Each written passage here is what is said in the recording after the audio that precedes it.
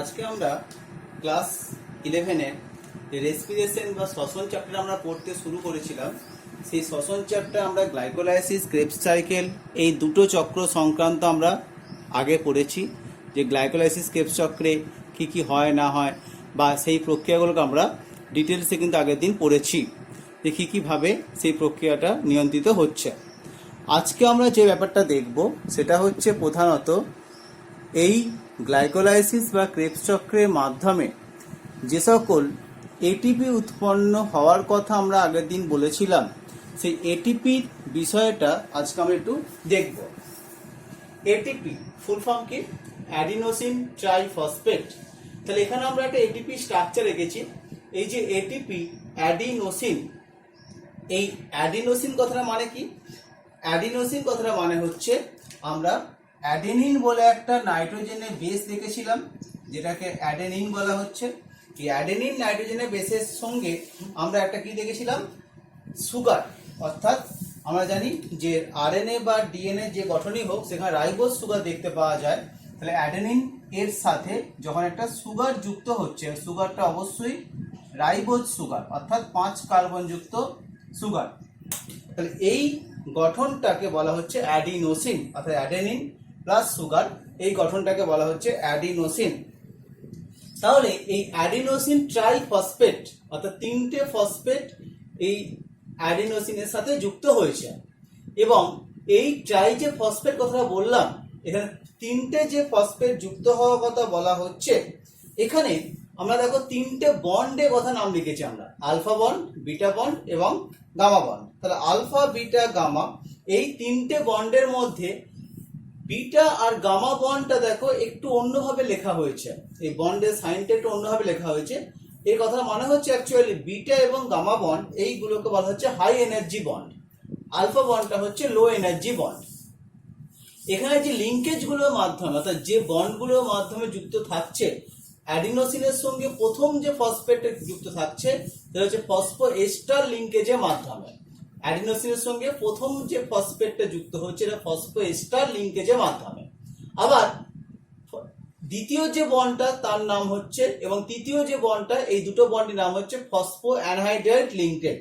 অর্থাৎ আমরা এখানে প্রথম বন্ডটা বললাম ফসফোএস্টার লিঙ্কেজ, আর দ্বিতীয় বন্ডটা বললাম ফসফো অ্যানহাইড্রাইড লিঙ্কেজ। এবার আমরা এখানে দেখিয়েছি যে 1 গ্রাম এটিপি এটা ভাঙার সময় কিভাবে এনার্জি রিলিজ হচ্ছে না হচ্ছে। মানে এখানে দেখা যাচ্ছে কি যে আমরা যে দেখতে পাচ্ছি যে 1 গ্রাম মোল অফ এটিপি, এটিপির যদি আমরা 1 গ্রাম মোল দেখি, সেখানের মধ্যে আলফা বন্ড ভাঙলে 3.4, বিটা বন্ড ভাঙলে 6.5 আর গামা বন্ড ভাঙলে 8.15। তার মানে এই বন্ডটা আর এই বন্ডটা ভাঙলে কিন্তু সবচেয়ে বেশি পরিমাণ এনার্জি আমরা পাবো। আমরা দেখেছি যখন এটিপি কোনো কাজে ব্যবহৃত হয়, তখন এটিপিটা ভেঙে কি তৈরি করে? ATP plus PI. অর্থাৎ প্রথম যখন বন্ডটা ভাঙছে তখন সেক্ষেত্রে এই বন্ডটা ভেঙে যায়, অর্থাৎ এটা বেরিয়ে চলে যায়, তখন সেটা হয়ে যাচ্ছে এটিপি প্লাস পিআই। তাহলে অ্যাডিনোসিন ডাইফসফেট প্লাস একটা ফসফেট গ্রুপ যুক্ত দেখতে পাওয়া যাচ্ছে। তাহলে সেটা ভাঙলে 8.15 কিলো ক্যালোরি মতো এনার্জি আমরা পাচ্ছি। এখানে একটা বিষয় আগে বলে দিই, যে যখন গ্লুকোজ, আমরা আগে দেখেছিলাম গ্লুকোজ ভাঙছে, অর্থাৎ গ্লুকোজটা যে ভাঙছে, সেই গ্লুকোজটা ভাঙার সময় কিভাবে গ্লুকোজটা ভাঙছে, আমরা সেই বিষয়টা একটুখানি দেখবো যে গ্লুকোজ যখন ভাঙছে তখন কিভাবে ভাঙছে। গ্লুকোজ ভাঙার সময় সেখানে দেখতে পাওয়া যাচ্ছে যে আমরা যে গ্লুকোজের স্ট্রাকচার দেখি, কি দেখতে পাবো? গ্লুকোজের স্ট্রাকচারের মধ্যে এখানে মোট 6টা কার্বন আছে, এবং এই 6টা কার্বনের উপরে 1 নম্বর কার্বনটা হচ্ছে সিএইচও মানে অ্যালডিহাইড গ্রুপ দেখতে পাওয়া যাচ্ছে, এবং তারপর এইভাবে কিন্তু অল্টারনেটিভ ওয়েতে কিছুটা ওয়েজ দেখতে পাওয়া যাচ্ছে। আবার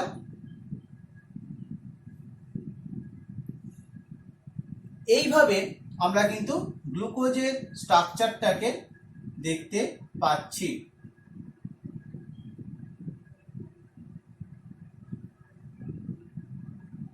এই যে গ্লুকোজের স্ট্রাকচার দেখতে পাওয়া যাচ্ছে, এই গ্লুকোজের স্ট্রাকচারটার সময়তে তাহলে গ্লুকোজে এইটা হচ্ছে ফাংশনাল গ্রুপ, যার নাম বললাম অ্যালডিহাইড।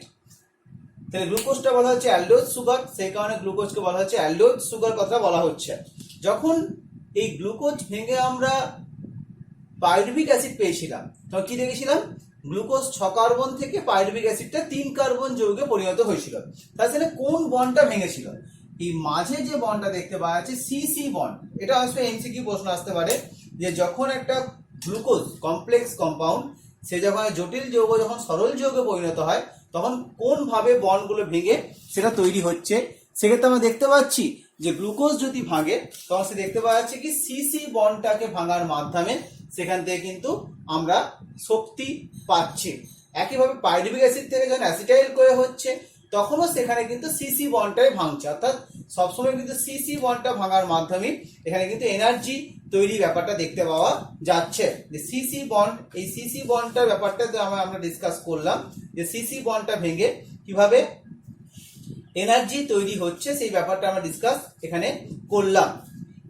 আমরা বলেছিলাম যে 1 গ্রাম গ্লুকোজ যদি ভাঙে, অর্থাৎ যদি 1 গ্রাম গ্লুকোজ যদি ভাঙে সেখান থেকে 686 কিলো ক্যালোরি এনার্জি তৈরি হচ্ছে। এই ব্যাপারটা আমরা একটু ইরেজ করে দিচ্ছি। এবার আমরা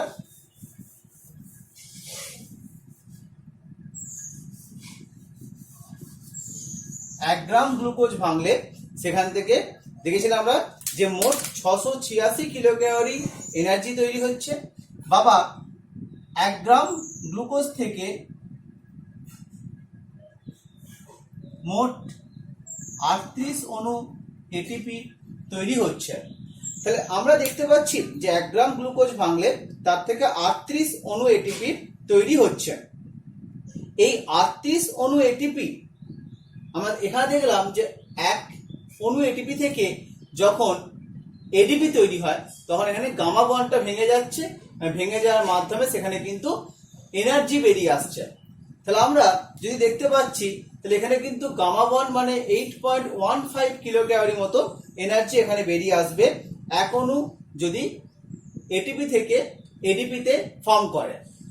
তাহলে আমরা 686 কিলো ক্যালোরি এনার্জি এটা বলছি, এই 686 কিলো ক্যালোরি এনার্জি কিন্তু আমরা পাচ্ছি না, অর্থাৎ 686 কিলো ক্যালোরি এনার্জির মধ্যে 686 কিলো ক্যালোরি এনার্জির মধ্যে আমরা যেটা পাই তার পরিমাণটা অ্যাপ্রক্স দেখতে পাওয়া যাচ্ছে 277 কিলো ক্যালোরি মতো।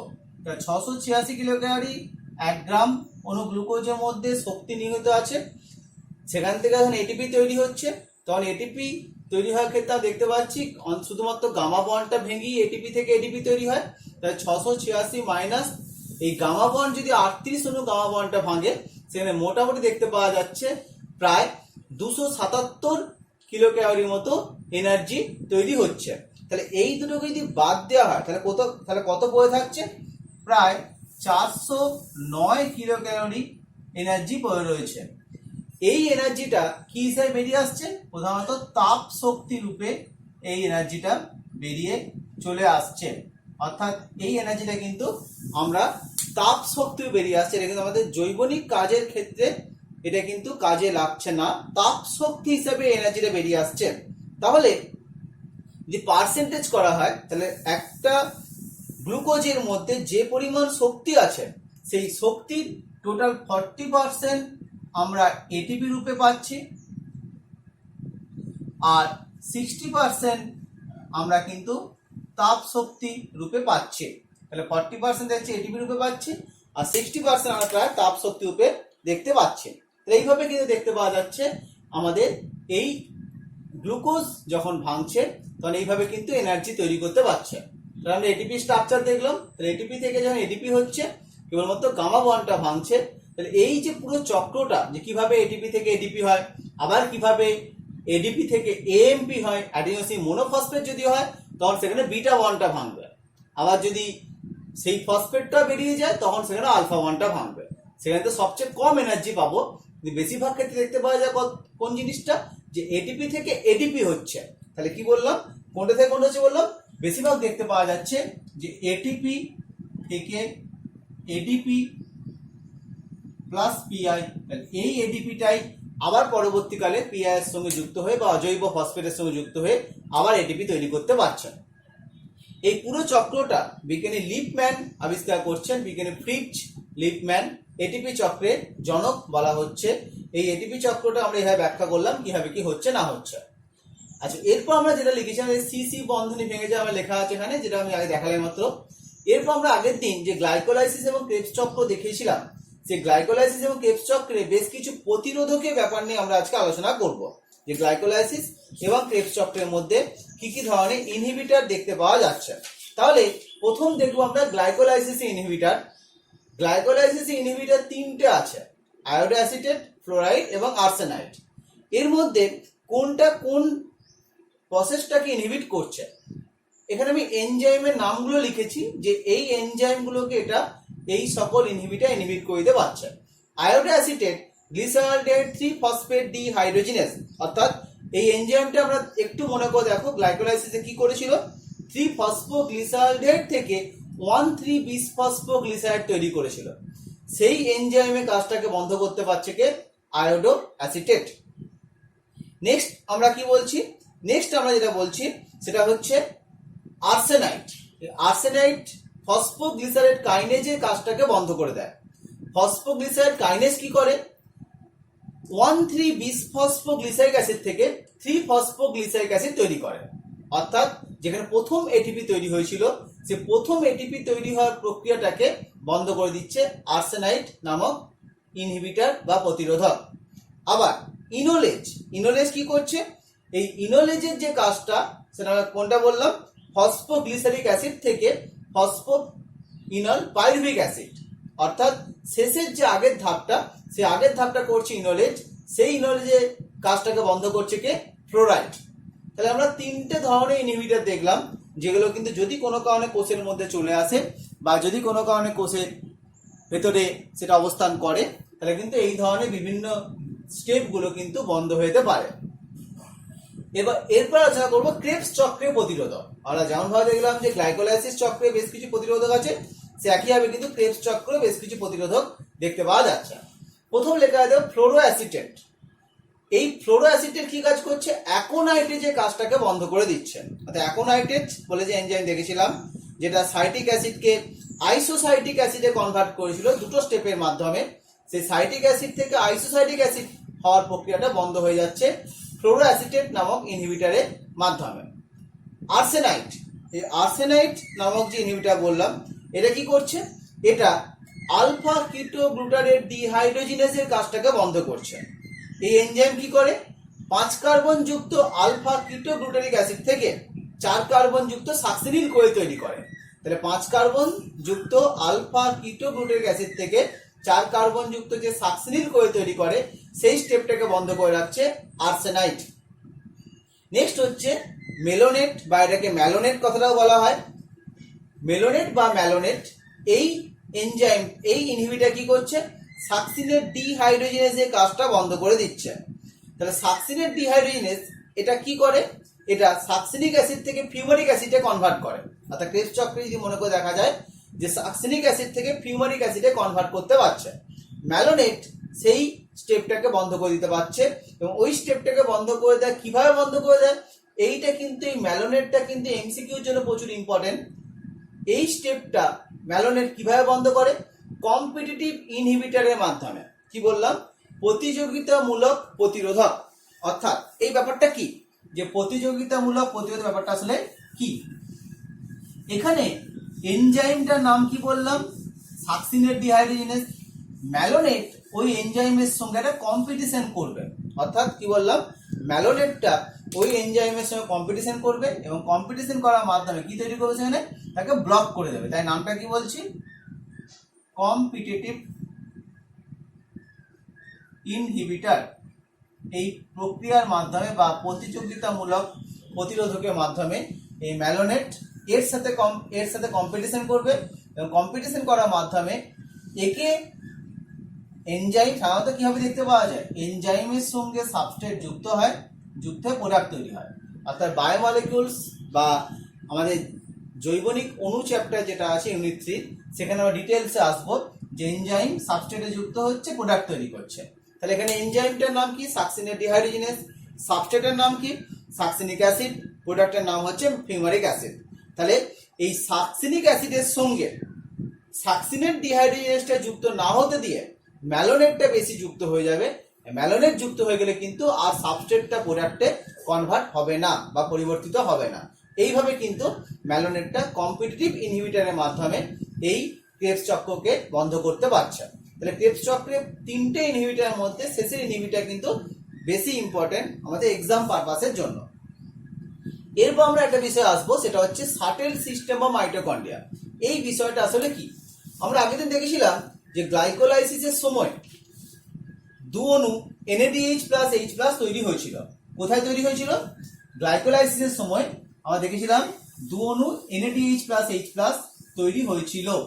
এই যে গ্লাইকোলাইসিসের সময় দু অণু NADH প্লাস H প্লাস তৈরি হলো, এই তৈরি হওয়ার ব্যাপারটা কোথায় হয়েছিল? এটা গ্লিসারলেট 3 ফসফেট থেকে 1,3-বিসফসফোগ্লিসাইড সময় এটা তৈরি হয়েছিল।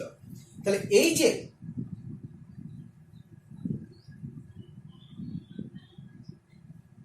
কি বলতে পারলাম যে গ্লাইকোলাইসিসের সময় যে NADH প্লাস H প্লাস তৈরি হয়েছিল সেটা কিন্তু সাইটোপ্লাজমে তৈরি হয়েছিল। তাহলে গ্লাইকোলাইসিসের প্রক্রিয়া যেটা তৈরি হচ্ছে সেটা কোথায় হচ্ছে? কোষের সাইটোপ্লাজমের মধ্যে। ETS প্রক্রিয়ার সময় বলেছি আমি যে ETS এর সময় কিন্তু এই NADH প্লাস H প্লাসটা ব্যবহৃত হয় এবং সেখান থেকে এক অণু NADH প্লাস H প্লাস থেকে 3 অণু ATP উৎপন্ন করে। তাহলে এক অণু থেকে কত বললাম? 3 অণু ATP উৎপন্ন করছে। এবার যেটা দেখতে পাওয়া যাচ্ছে যে এই যে ETS এর সময় এক অণু থেকে 3 অণু ATP উৎপন্ন হচ্ছে, এই 3 অণু ATP উৎপন্ন হওয়ার ব্যাপারটা এখানে কিন্তু আমরা এইভাবে দেখতে পাচ্ছি। এবার তাহলে 3 অণু ATP উৎপন্ন হতে গেলে NADH প্লাস H প্লাস কে সাইটোপ্লাজম থেকে কোথায় প্রবেশ করতে হবে? মাইটোকন্ড্রিয়া প্রবেশ করতে হবে। কারণ এই ETSটা কিন্তু হয় মাইটোকন্ড্রিয়ার ক্রিস্টির মধ্যে।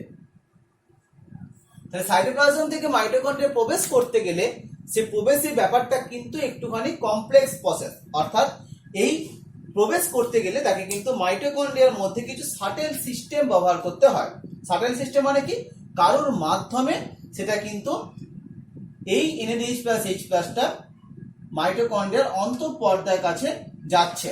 অর্থাৎ এটা কিন্তু সরাসরি মাইটোকন্ড্রিয়ার অন্তঃপর্দা প্রবেশ করতে পারে না। NADH প্লাস H প্লাস যেটা উৎপন্ন হলো গ্লাইকোলাইসিসের সময় সাইটোপ্লাজমে, সে সরাসরি মাইটোকন্ড্রিয়ার অন্তঃপর্দা প্রবেশ করতে পারছে না। সে বিজারিত হয়ে অন্য একটা কম্পাউন্ডের মাধ্যমে সে কিন্তু মাইটোকন্ড্রিয়ার অন্তঃপর্দাকে ভেদ করতে পারছে। তাহলে এই প্রসেসটা আমরা কিভাবে দেখতে পাওয়া যাচ্ছে? অর্থাৎ এই প্রসেসটা দেখতে গেলে আমাদের দুটো শাটেল সিস্টেম আছে। সেটা হচ্ছে কি? সেটা হচ্ছে একটা ম্যালেট অ্যাসপারেট শাটেল সিস্টেম আর একটা বলেছি দেখো গ্লিসারল 3 ফসফেট শাটেল সিস্টেম। তাহলে ম্যালেট অ্যাসপারেট শাটেল সিস্টেম অর্থাৎ কি দেখতে পাওয়া যাচ্ছে?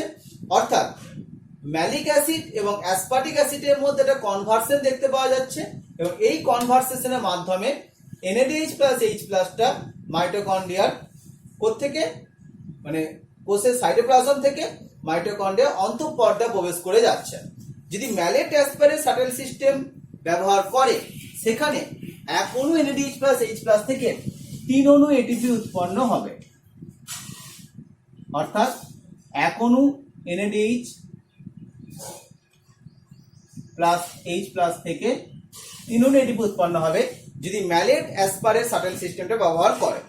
কিন্তু যদি গ্লিসারল 3 ফসফেট শাটেল সিস্টেম ব্যবহার করে, অর্থাৎ দুটো শাটেল সিস্টেম দুটো ভিন্ন, একটা ম্যালেট অ্যাসপারেট শাটেল সিস্টেম আর একটি গ্লিসারল 3 ফসফেট শাটেল সিস্টেম।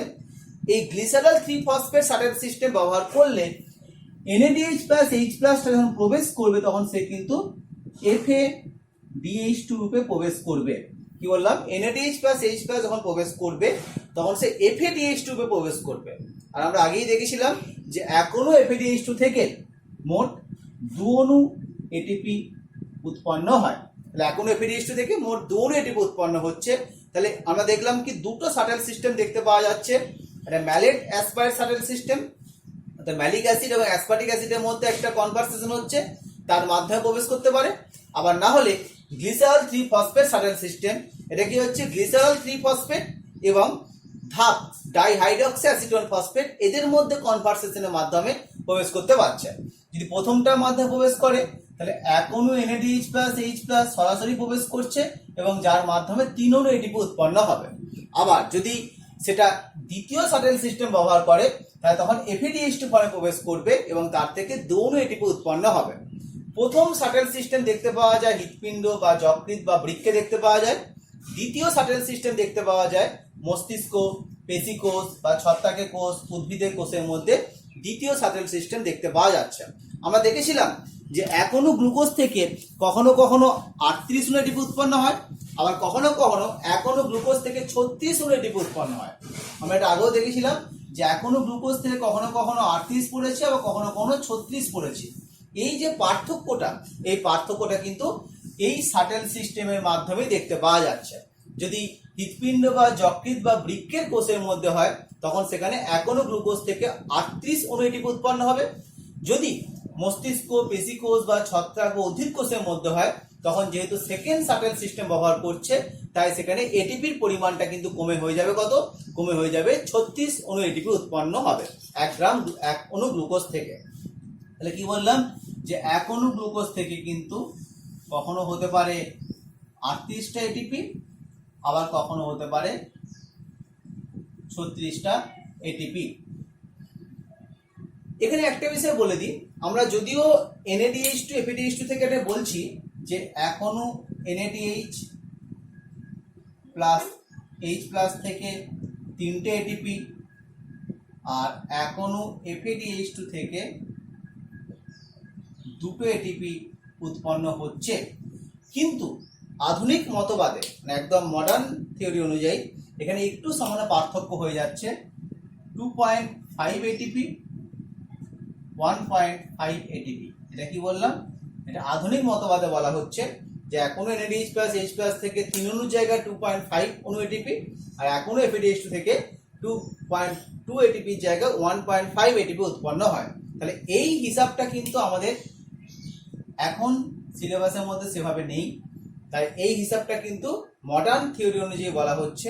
তাহলে এই অনুযায়ী কিন্তু এটিপির পরিমাণটা মানে এক অণু গ্লুকোজ এটির পরিমাণ কিন্তু আরো কমে যাবে, সেটা আমরা ক্যালকুলেট করে দেখতে পারবো। যতগুলো NADH প্লাস H প্লাস উৎপন্ন হবে গ্লাইকোলাইসিস বা ক্রেবস চক্রের মাধ্যমে সেগুলো কিন্তু ক্যালকুলেট করলে কিন্তু সেই অনুযায়ী এটিপি হিসাবটা কিন্তু সেখানে কমে যাবে। তাহলে আমরা কিন্তু এখন আপাতত আমরা এই জিনিসটাই মনে রাখবো যে যদি ম্যালেট অ্যাসপারেট শাটেল ব্যবহার করে তাহলে 38 ATP উৎপন্ন হবে, আর যদি গ্লিসারল 3-ফসফেট শাটেল ব্যবহার করে তাহলে 36 অণু ATP উৎপন্ন হবে। আচ্ছা, এরপর আমরা একটা বিষয় আলোচনা করবো, সেটা কি? সেটা হচ্ছে শ্বসন বস্তু। আমরা বলেছিলাম যে ফ্লোটিং রেসপিরেশন বা ভাসমান শ্বসন, প্রোটোপ্লাজমিক রেসপিরেশন, এই ব্যাপারটা আমরা আলোচনা করেছিলাম। শ্বসন বস্তু হতে পারে ফ্যাট, শর্করা বা প্রোটিন, এই তিনটেই কিন্তু শ্বসন বস্তু হতে পারে। ফ্যাট যদি শ্বসন বস্তু হয় তাহলে সেটা ফ্যাটটা কিসে ভেঙে যায়? ফ্যাটি অ্যাসিড এবং গ্লিসারল। শর্করা যদি হয় সেটা মনোস্যাকারাইড যেমন গ্লুকোজে ভাঙতে পারে বা ফ্রুক্টোজ হতে পারে, আর প্রোটিন হলে সেটা হবে অ্যামাইনো অ্যাসিড। গ্লুকোজ আমরা দেখেছিলাম যে গ্লুকোজটা কিন্তু গ্লাইকোলাইসিস প্রক্রিয়ার মাধ্যমে তৈরি করে পাইরুভিক অ্যাসিড, আবার পরবর্তীকালে তৈরি অ্যাসিটাইল কোয়ে, যে অ্যাসিটাইল কোয়েটা কিন্তু ক্রেবস চক্রে প্রবেশ করে যাচ্ছে। এখানে আমরা তীর চিহ্ন দিয়ে দেখানোর চেষ্টা করেছি যে আমাদের দেহের মধ্যে যদি কখনো গ্লুকোজ জাতীয় খাদ্য বা শর্করা জাতীয় খাদ্যের অভাব ঘটে তাহলে তখন আমাদের বিকল্প পথে কিভাবে শক্তি উৎপন্ন হয়। যদি গ্লুকোজের অভাব ঘটে তাহলে ফ্যাট প্রথমে ভাঙবে, ফ্যাট ভেঙে হবে ফ্যাটি অ্যাসিড এবং গ্লিসারল। এই যে ফ্যাট ভেঙে হচ্ছে ফ্যাটি অ্যাসিড এবং গ্লিসারল, এই ফ্যাটি অ্যাসিড এবং গ্লিসারল কিন্তু কি করতে পারছে? আমাদের কিন্তু ক্রেবস চক্রে প্রবেশ করতে পারছে। তাহলে ফ্যাটি অ্যাসিড বা গ্লিসারলটা আমাদের ক্রেবস চক্রে প্রবেশ করার সময় কিভাবে প্রবেশ করবে? সেটা কিন্তু অ্যাসিটাইল কোয়ে দিয়ে সেটা কিন্তু ক্রেবস চক্রে প্রবেশ করতে পারছে। কি বললাম? ফ্যাটি অ্যাসিড বা গ্লিসারল যেটা বললাম সেটা কিন্তু অ্যাসিটাইল কোয়ে দিয়ে আমার দেখলাম ফ্যাটি অ্যাসিড এবং গ্লিসারল। এখানে একটু ব্যাপারটা একটুখানি আর ডিটেলসে বলছি। যদি ফ্যাটি অ্যাসিড প্রবেশ করে তখন সেটা কিন্তু এই অ্যাসিটাইল কোয়েতে ঢুকবে এবং ঢোকার মাধ্যমে সে কিন্তু ক্রেবস চক্রে প্রবেশ করতে পারবে। যদি গ্লিসারল প্রবেশ করে তখন কি দেখতে পাওয়া যাচ্ছে? গ্লিসারল প্রবেশ করলে গ্লিসারল থেকে প্রথম তৈরি হবে কিন্তু ধাপ, যে ধাপের নাম কিন্তু আমরা আগেই পড়েছি যে গ্লাইকোলাইসিসে একটা অন্তর্বর্তী যৌগ ধাপ, তার ডাইহাইড্রক্সি অ্যাসিটোন ফসফেট, এবং ধাপ থেকে স্টেপ বাই স্টেপে তৈরি হবে পাইরুভিক অ্যাসিড। তাহলে প্রথম গ্লিসারল থেকে হবে ধাপ, ধাপ থেকে পাইরুভিক অ্যাসিড, পাইরুভিক অ্যাসিডটা পরবর্তীকালে অ্যাসিটাইল কোয়ে প্রবেশ করার মাধ্যমে ক্রেবস চক্রে প্রবেশ করবে এবং সেখান থেকে শক্তি উৎপন্ন করবে। এবার যদি কোনো কারণে আমাদের ফ্যাটও শেষ হয়ে যায় বা ফ্যাটেরও প্রচুর পরিমাণে ভাঙন হয়, তখন আমাদের অ্যামাইনো অ্যাসিড অর্থাৎ প্রোটিনটা ভাঙবে। অর্থাৎ প্রোটিন ভাঙলে তৈরি হবে অ্যামাইনো অ্যাসিড, সেই অ্যামাইনো অ্যাসিডটা এসে পাইরুভিক অ্যাসিডে কনভার্ট হবে, পাইরুভিক অ্যাসিডটা এবার ক্রেবস চক্রে প্রবেশ করতে পারবে। তাহলে এইভাবে কিন্তু বেশ কিছু বিকল্প পথে কিন্তু আমাদের এই ক্রেবস চক্রে প্রবেশ করার একটা রাস্তা দেখতে পাওয়া যাচ্ছে ফ্যাট জাতীয় খাদ্যবস্তু বা প্রোটিন জাতীয় খাদ্যবস্তু ভাঙার মাধ্যমে। এখানে আমরা একটা কথা লিখেছি, সেটা হচ্ছে পামিটিক অ্যাসিড। এটা এক ধরনের জৈব অ্যাসিড। এই পামিটিক অ্যাসিড যে জৈব অ্যাসিড কথা বলেছি আমরা, এই পামিটিক অ্যাসিডটা কিন্তু 16 কার্বন যুক্ত একটা জৈব অ্যাসিড। তাহলে পামিটিক অ্যাসিডটা যদি কোনো কারণে ভাঙে, সেখান থেকে কত অণু এটিপি উৎপন্ন করবে, আমি তার একটা কনভারসেশন লিখেছি যে পামিটিক অ্যাসিডটা মোট 16 কার্বন যুক্ত যৌগ। তাহলে পামিটিক অ্যাসিডটা যখন ভাঙবে তখন সেখানে কিন্তু মোট পামিটিক অ্যাসিড থেকে 8 অণু অ্যাসিটাইল কোয়ে উৎপন্ন হবে। কি বললাম, এখান থেকে কিন্তু মোট 8টা অ্যাসিটাইল কোয়ে উৎপন্ন হবে। তাহলে এই পামিটিক অ্যাসিড থেকে যখন অ্যাসিটাইল কোয়ে উৎপন্ন হবে, তাহলে 8 অণু অ্যাসিটাইল কোয়ে উৎপন্ন হচ্ছে। এই 8 অণু অ্যাসিটাইল কোয়ে উৎপন্ন হওয়ার সময় কি দেখতে পাওয়া যাবে, এই যে অ্যাসিটাইল কোয়ে উৎপন্ন হচ্ছে এই পদটাকে বলা হয় ফ্যাটি অ্যাসিডের বিটা জারণ। কি বললাম, পামিটিক অ্যাসিড যে অ্যাসিটাইল কোয়েতে কনভারসেশন হচ্ছে বা অ্যাসিটাইল কোয়েতে পরিণত হচ্ছে, এই পরিণত হওয়ার পদ্ধতিকে বলা হয় ফ্যাটি অ্যাসিডের বিটা জারণ, যেটা আমরা হয়তো হিউম্যান ফিজিওলজির মধ্যে যে পরিপাক শোষণ চ্যাপ্টার আছে সেখানে আমরা দেখব। এবার এই কনভারসেশনটা হওয়ার সময় কি হবে, মোট 7বার ধাপটা হবে। মানে আসলে ব্যাপারটা এরকম ভাবে হয় যে পামিটিক অ্যাসিডটা প্রথমবার তৈরি করবে 1 অণু অ্যাসিটাইল কোয়ে,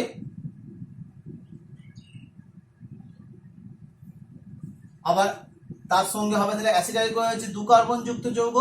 তাহলে 2 কার্বন 16 থেকে 2 কার্বন বেরিয়ে এলে কি হবে, আর 1 অণু হবে ফ্যাটি অ্যাসাইল কোয়ে।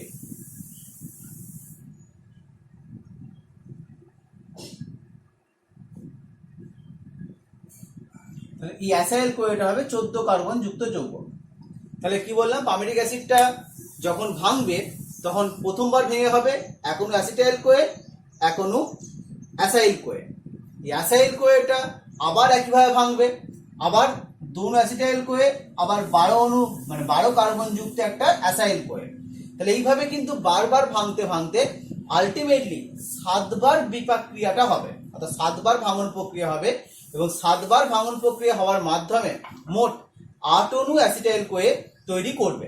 এই যে 7বার বললাম ভাঙন প্রক্রিয়াটা হবে, এই 7বার ভাঙন প্রক্রিয়া হওয়ার সময় প্রত্যেকবার ভাঙন প্রক্রিয়া হওয়ার সময় কি তৈরি হয়, প্রত্যেকবার ভাঙন প্রক্রিয়া হওয়ার সময় 1 অণু করে NADH প্লাস H প্লাস আর 1 অণু করে FADH2 উৎপন্ন হয়।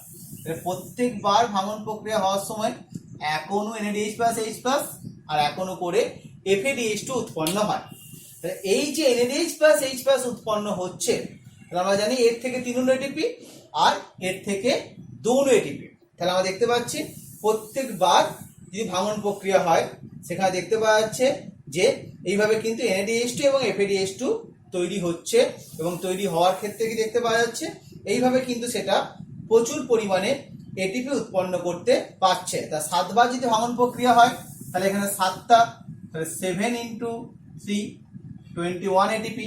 আবার এখানে যদি 7বার একইভাবে প্রক্রিয়াটা হয় 7 × 2, অর্থাৎ এখান থেকে NADH মানে ধাপগুলোর মাধ্যমে যে NADH প্লাস H প্লাস এবং FADH2 উৎপন্ন হলো, তার মাধ্যমে 21 প্লাস 14 এই পরিমাণ এটিপি উৎপন্ন হলো।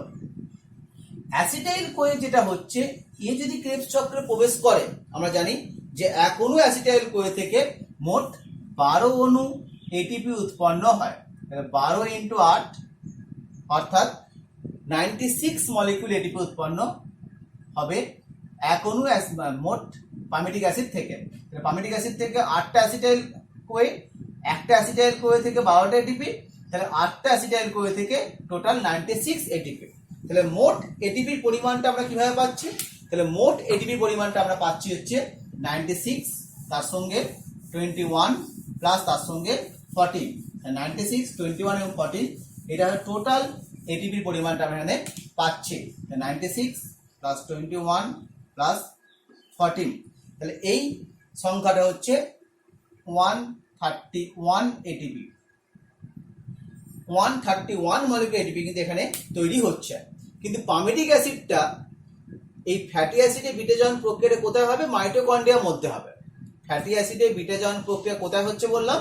মাইটোকন্ড্রিয়ার মধ্যে হচ্ছে। পামিটিক অ্যাসিডে যখন মাইটোকন্ড্রিয়া প্রবেশ করবে তখন সেখানে কিন্তু দোনো এটিপি খরচ হয়ে যায়। অর্থাৎ পামিটিক অ্যাসিড যখন মাইটোকন্ড্রিয়া প্রবেশ করছে তখন দোনো এটিপি তার থেকে কিন্তু তার এক্সপেন্স হচ্ছে, খরচ হচ্ছে। যেমন দেখেছিলাম গ্লাইকোলাইসিস প্রক্রিয়া তো একটা এনার্জি এক্সপেন্সিং ফেজ আছে, এনার্জি একটা খরচের জায়গা আছে। তাহলে এখানেও দোনো এটিপি খরচ হচ্ছে। তাহলে বাকি রইল কত? 129 এটিপি। তাহলে আমরা এক অণু পামিটিক অ্যাসিড থেকে আলটিমেটলি কিন্তু আমরা 129 মলিকিউলস এটিপি আমরা পাচ্ছি। তাহলে আমরা দেখালাম যে কিভাবে এই পরিমাণ এটিপি এখানে উৎপন্ন হলো। তাহলে আমরা এই ব্যাপারটা আমরা দেখলাম। তাহলে পামিটিক অ্যাসিড যেমন 16 কার্বন, এরকম বিভিন্ন কার্বন সংখ্যাযুক্ত ফ্যাটি অ্যাসিড আছে। এবার সেই ফ্যাটি অ্যাসিডের কার্বন নাম্বারটা যেরকম যা হবে না হবে সেই অনুযায়ী কিন্তু এখানে দেখতে পাওয়া যাচ্ছে। এখানে কিন্তু অ্যাসিটাইল কোয়ে 14 কার্বন কোন একটা যৌগ হয়, তার থেকে 7টা অ্যাসিটাইল কোয়ে হবে, তাহলে ধাপটা 6 বার হবে। যদি 20 কার্বন হয় তাহলে সেখানে 10টা অ্যাসিটাইল কোয়ে হবে, ধাপটা 9 বার হবে।